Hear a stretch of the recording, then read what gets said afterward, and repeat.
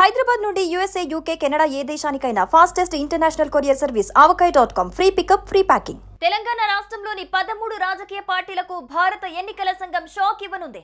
గత 6 ఏళ్లుగా ఏ ఒక్క ఎన్నికల్లో పోటీ చేయని 13 పార్టీల గుర్తింపును రద్దు చేయాలని నిర్ణయించింది. గత 6 ఏళ్లుగా ఎలాంటి ఎన్నికల్లో పోటీ చేయకుండా కేవలం గుర్తింపు పార్టీలుగా కొనసాగుతున్నందున ఈ 13 పార్టీలను రద్దు చేయాలని నిర్ణయించింది. ఇదే అంశంపై ఆయా పార్టీలకు కేంద్ర ఎన్నికల సంఘం నోటీసులు జారీ చేసింది.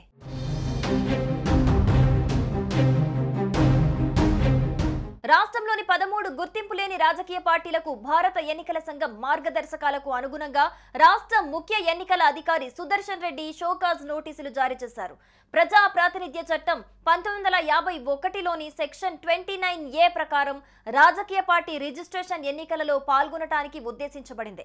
అయితే ఈసీఐ రికార్డుల ప్రకారం గత 6 సంవత్సరాలలో సాధారణ, శాసనసభ లేదా ఉప ఎన్నికలలో ఎటువంటి అభ్యర్థులను నిలబెట్టలేదు. దీంతో ఈ పార్టీలు చట్టం ఆశించిన విధంగా రాజకీయ పార్టీలుగా పనిచేయలేదని తేలింది. ఈ నేపథ్యంలో ఆ పార్టీలను రాజకీయ పార్టీల రిజిస్టర్ నుండి తొలగించాలని ఈసీఐ ప్రతిపాదిస్తోంది. అయితే అటువంటి చర్యలకు ముందు సదరు పార్టీలకు తమ వివరణ సమర్పించే అవకాశం కల్పించారు. ఈ షోకాజ్ నోటీసులు జూలై 11 నాటికి రాతపూర్వక వివరణ, సహాయక పత్రాలు పార్టీ అధ్యక్షుడు లేదా ప్రధాన కార్యదర్శి నుంచి అఫిడవిట్ సమర్పించాలని ఆదేశించారు.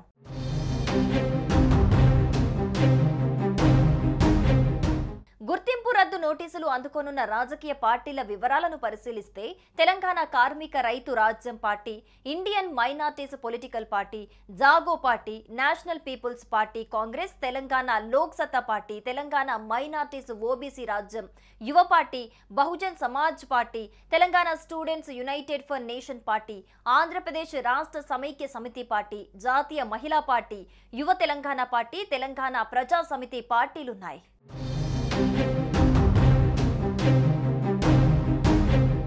సదరు పార్టీలకు తమ వివరణ సమర్పించే అవకాశం కల్పించింది తెలంగాణ ఎన్నికల కమిషన్.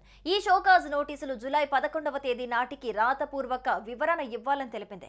సహాయక పత్రాలతో పాటు పార్టీ అధ్యక్షుడు లేదా ప్రధాన కార్యదర్శి నుంచి అఫిడవిట్ సమర్పించాలని ఈసీ ఆదేశించింది. అంతేకాక జూలై 15వ తేదీన విచారణకు హాజరు కావాలని సూచించింది.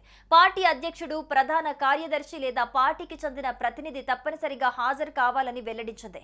తమ నోటీసులకు స్పందించకపోయినా, విచారణకు రాకపోయినా ఈసీఐ మార్గదర్శకాల ప్రకారం తదుపరి చర్యలు తీసుకుంటామని తెలంగాణ ముఖ్య ఎన్నికల అధికారి సుదర్శన్ రెడ్డి హెచ్చరించారు.